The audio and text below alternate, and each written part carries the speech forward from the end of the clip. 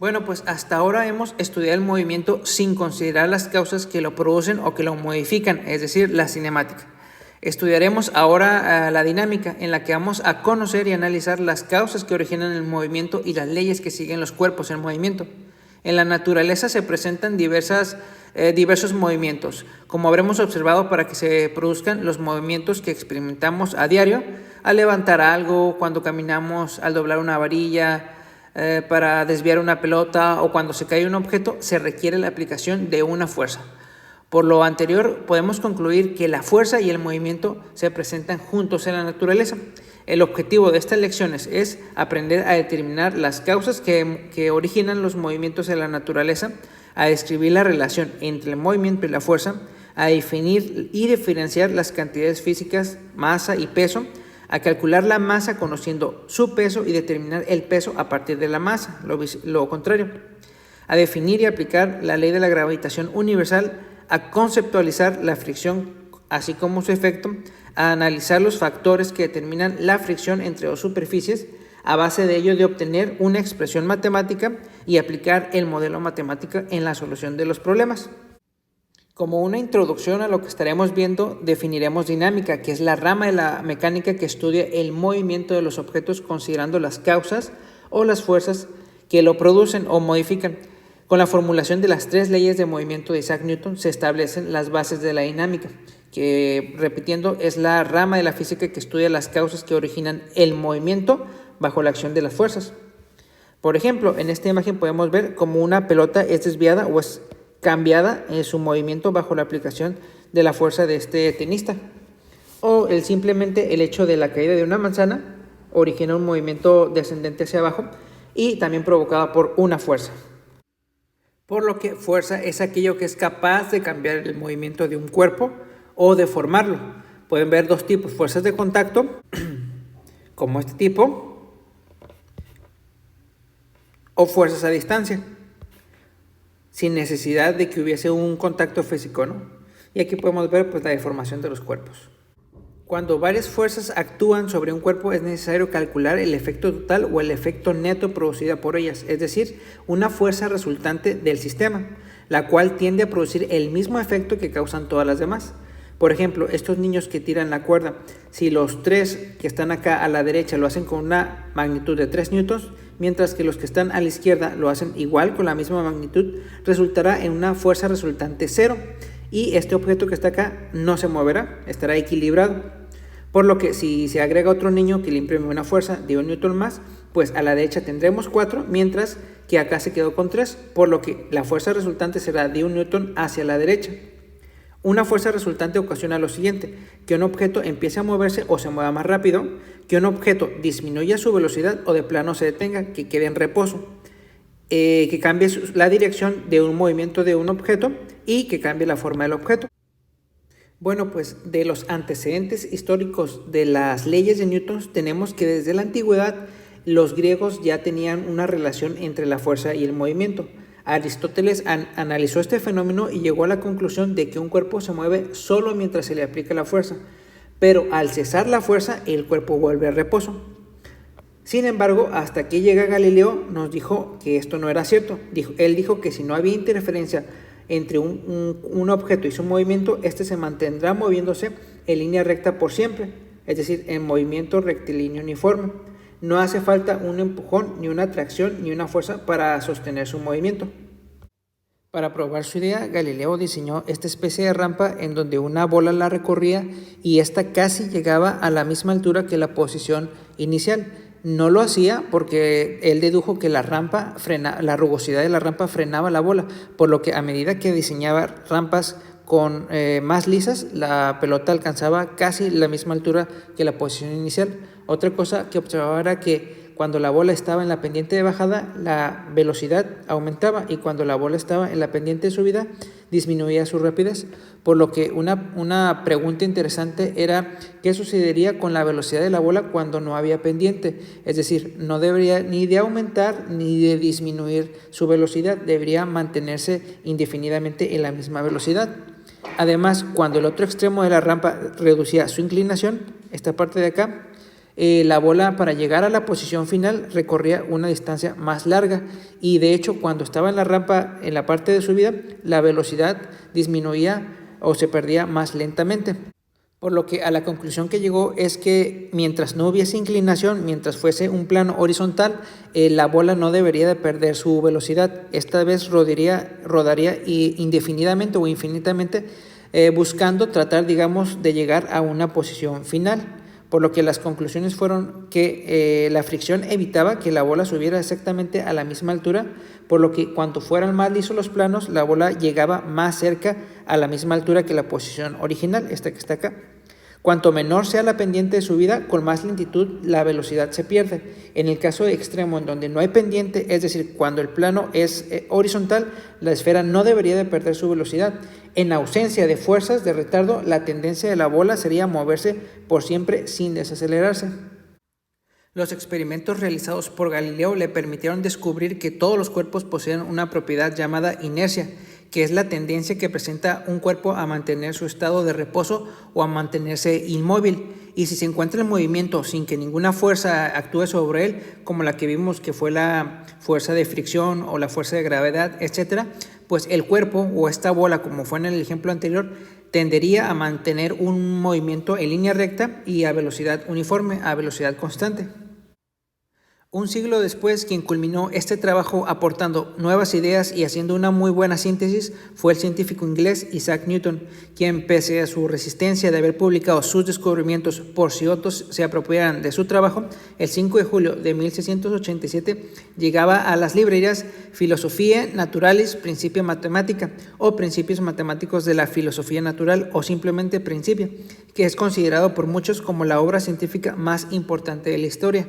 En esta se establecen las 3 leyes de movimiento, también conocidas como las leyes de Newton, que es la base de lo que hoy conocemos como la mecánica clásica o la mecánica newtoniana, así como la ley de la gravitación universal, que mucho después revisaría Einstein en su teoría de la relatividad general. De hecho, Isaac Newton reconocía que muchas de sus ideas provenían ya de otros pensadores. En su famosa frase, él dijo: "Si he visto más lejos, ha sido porque he subido a hombros de gigantes". Veremos pues las leyes de movimiento de Newton. Primera ley o ley de inercia. Dice que todo objeto tiende a conservar su estado de reposo o de movimiento rectilíneo uniforme a menos que se le aplique una fuerza no equilibrada.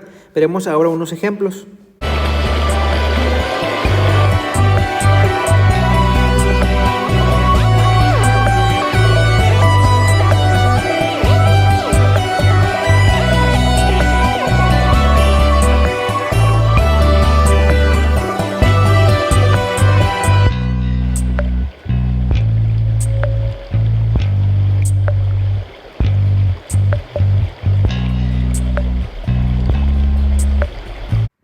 Podemos ver aquí un ejemplo de la primera ley de Newton, que dice que estas piedras permanecerán en este estado de reposo o de equilibrio hasta que una fuerza desequilibrante las mueva o rompa ese equilibrio.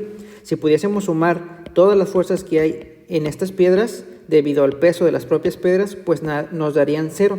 Pero si aplicamos otra externa que rompa el equilibrio, pues ahora sí la suma de las fuerzas en estas piedras ya no da 0. Por lo tanto, se moverían y romperían el equilibrio.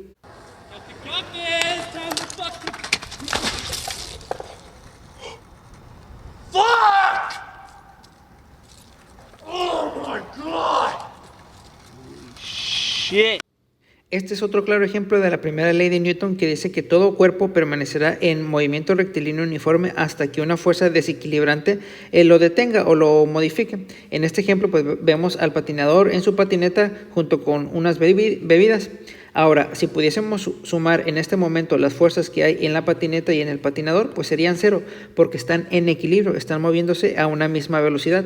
Pero una fuerza desequilibrante, a lo mejor fue una piedra, detuvo abruptamente la patineta, provocando que la suma de fuerzas ya no fuese igual a 0. Entonces, la propiedad de inercia hace que el cuerpo quiera seguir desplazándose con la misma velocidad y en la misma dirección. Sin embargo, el cuerpo del patinador, el peso del patinador hace pues que se estrelle contra el piso y pues se detenga por fricción, derramando sus bebidas. En conclusión, los cuerpos continuarán moviéndose en línea recta a velocidad constante a menos que una fuerza desequilibrante los mueva o los detenga. En este caso, la propiedad de seguir moviéndose en línea recta y a velocidad constante se llama inercia, que es la primera ley de Newton. Para expresar esta situación, entonces aplicaremos estas dos sumatorias. Si sumamos todas las fuerzas en X que tenemos en el caso y todas las fuerzas en Y que tenemos en el caso, pues nos darían 0. Entonces, si la suma de fuerzas en X y la suma de fuerzas en Y da igual a 0, quiere decir o bien que el cuerpo está en reposo o que está en movimiento rectilíneo uniforme. La segunda ley de Newton o ley de la fuerza y masa establece que cuando a un cuerpo de masa m se le aplica una fuerza F suficiente para que se mueva, le provocará una aceleración a con la misma dirección y sentido que la fuerza y con una magnitud directamente proporcional a la fuerza. Expresado matemáticamente, se dice que la fuerza es igual a la masa por la aceleración, donde la fuerza y la aceleración son vectores que van en la misma dirección. Así, si quisiéramos analizar las fuerzas y las aceleraciones en un sistema, tendríamos que sumarlas todas las fuerzas en X y serían igual a la masa por la aceleración en X. Lo mismo sucede con las fuerzas en Y, que son iguales a las aceleraciones en Y. Por ejemplo, tenemos una persona que está empujando un contenedor con una fuerza F y pues la acelerará en la misma dirección con una aceleración A. Si esta persona aplica el doble de fuerza, entonces el contenedor recibirá el doble de aceleración. De esto se deriva el Newton como unidad de la fórmula fuerza es igual a masa por la aceleración, donde la masa está expresada en kilogramos y la aceleración en metros por segundo cuadrado. Podemos poner un 1 al denominador en el kilogramo y multiplicamos numerador por numerador, da kilogramo por metro y abajo 1 por segundo cuadrado, y esta unidad se entiende como el Newton. Entonces, un Newton de unidad es la cantidad de fuerza que tendríamos que aplicar a una masa de 1 kilogramo para acelerarla 1 metro por segundo cuadrado. Aquí vemos que si nosotros aplicamos una fuerza de 1 Newton, entonces quiere decir que podríamos acelerar 1 kilogramo 1 metro por segundo cuadrado. Dicho eso, entonces el peso es una medida de la fuerza gravitatoria que actúa sobre los objetos. El peso, como es una fuerza, entonces va a depender de la masa por la aceleración. Fuerza es igual a masa por aceleración. Ahora la fuerza pasa a ser el peso y la aceleración será la de la constante de la gravedad donde se tenga. Ejemplo, una persona que tenga una masa de 50 kilogramos en un lugar donde no exista fuerza gravitatoria, entonces su peso será masa por gravedad igual a 50 por 0, pues 0 newtons, no tiene ningún peso. Ahora, si pusiéramos a esta persona en la Luna, entonces la constante de la aceleración de la gravedad en la Luna es de 1.6, que multiplicado por 50 le daría un peso de 81. Ahora, si pusiéramos a esta persona en el planeta Tierra, nuestra gravedad es de 9.81 de aceleración, por lo que multiplicado por su masa nos da un peso de 490 newtons, por lo que vemos que ahora esta persona pesará más que en la Luna. Finalmente, la tercera ley o ley de acción-reacción establece que para cada fuerza de acción existe una fuerza de reacción con la misma magnitud pero en dirección opuesta. Por ejemplo, esta persona que empuja un objeto en este sentido, esa será su fuerza de acción, será la fuerza de acción, pues el objeto también presentará una fuerza de la misma magnitud pero en sentido opuesto, se llama fuerza de reacción. Por ejemplo, en este video vemos que esta chica sale disparada o volando hacia este lado, esa sería la fuerza de reacción. Dado que ella ejerce una fuerza de acción de la misma magnitud, pero en el sentido contrario, que fue la que la aventó hacia el otro lado. Esta es la fuerza de acción. O en este ejemplo vemos a esta persona que está golpeando con un carro. Sin embargo, en una de estas, el bat rebota en la misma dirección con la que aplicó la fuerza y con la misma fuerza.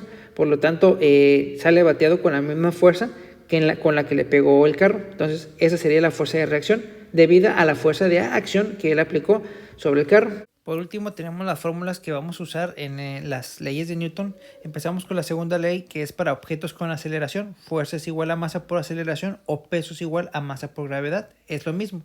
Si transportamos esto a un sistema donde hay varias fuerzas, pues sumamos todas las fuerzas en X y deberán ser igual a la masa por todas las aceleraciones en X. Es decir, las fuerzas resultantes en Y deberán ser igual a la masa por las aceleraciones resultantes en Y. O si los objetos están sin aceleración, a velocidad constante o en reposo, podemos aplicar la primera ley de Newton, que dice la ley de inercia, que los objetos permanecen en reposo o en movimiento rectilíneo uniforme a menos de que una fuerza los modifique. Por lo tanto, si sucede esto, todas las fuerzas en X y todas las fuerzas en Y deben de sumar 0.